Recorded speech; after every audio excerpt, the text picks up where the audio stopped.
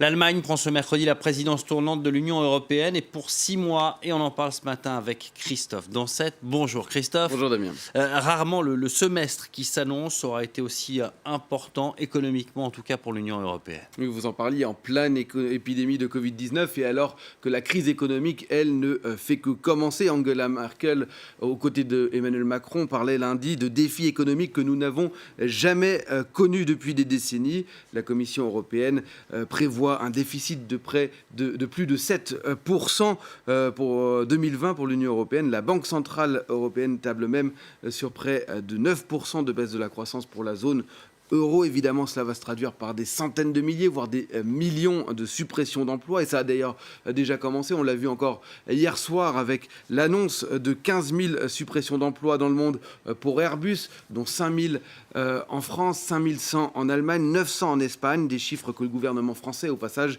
juge excessifs. Des plans de réduction d'effectifs ont également déjà été annoncés dernièrement chez Renault, chez Sanofi, chez Lufthansa.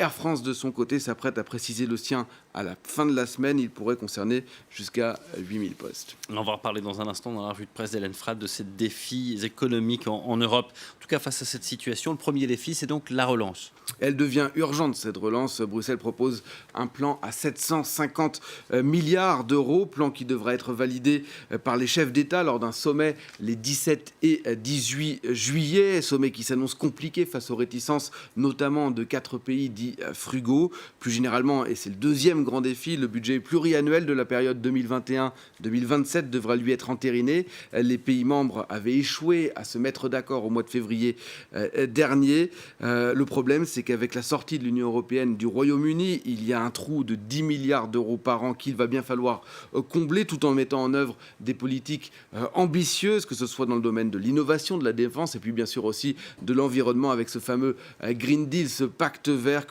dont la Commission veut faire l'une des pierres angulaires de son mandat.